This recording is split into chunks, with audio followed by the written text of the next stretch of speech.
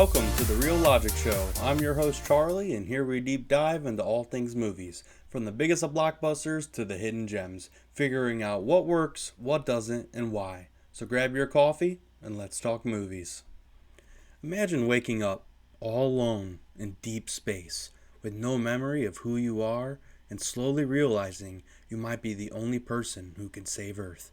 Project Hail Mary is one of the most surprising sci-fi experiences I've seen in a very long time.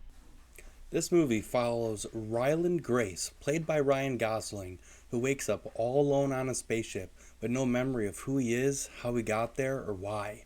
It isn't until later in the story where he starts to realize he may be on a mission that can save the survival of humanity.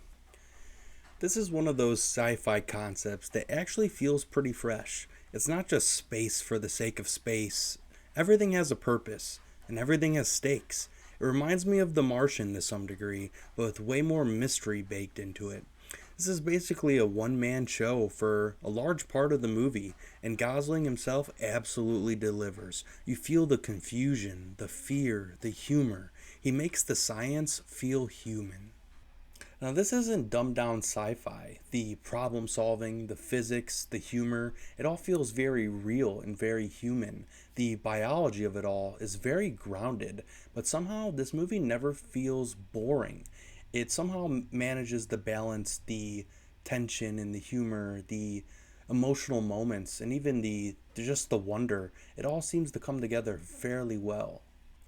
Now, this movie isn't for everybody. If you don't like slow builds, heavy science dialogue, or character driven stories, this may not hit for you, but for me, this is one of the best sci fi films I've seen in a very long time. So, now we're going to get into a full spoiler breakdown. So, if you haven't seen Project Hail Mary, go see it. I really recommend seeing it in IMAX and come back to see our full length review on this film. So, let's talk about the main elephant in the room, which is Rocky.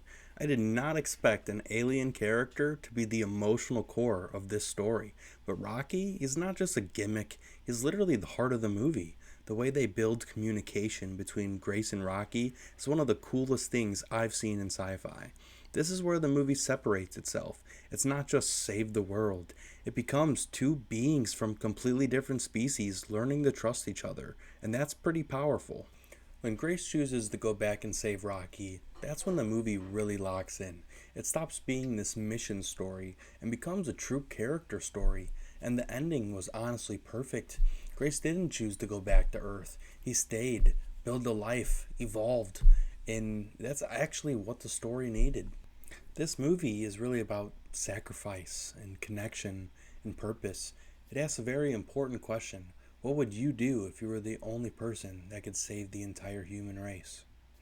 There's one scene in specific that I really wanted to touch on, and it's right before the mission is about to take place. This is when Ryland doesn't know he's going to space yet because you had a scientist, you had the engineer, and you had the pilot. This is before the catastrophe happened at the science center. But Ryland is there at this going away party with all the astronauts and their friends and families and coworkers.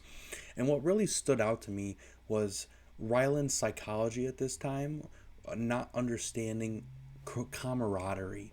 And he ends up leaving the party because everyone's starting to get together in smaller groups. Some people are hooking up because they know the end is coming. And Ryland goes outside to talk to the head woman of Operation Project Hail Mary.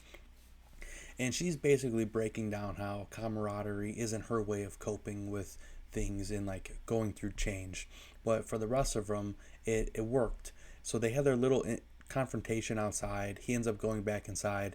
And next thing you know, the head woman starts singing karaoke, which is just definitely out of character for what we've been told about her so far. So to see that come to fruition, and it wasn't just like a short, quick scene. It was an entire, damn near an entire song. They did "Sign of the Times" by Harry Styles, and the song worked perfectly within the film too. And that was one moment that I genuinely had goosebumps seeing it, and I think definitely puts this film up there with movie of the year, or at least a top contender for that category. And I can't wait to see the success this movie does bring.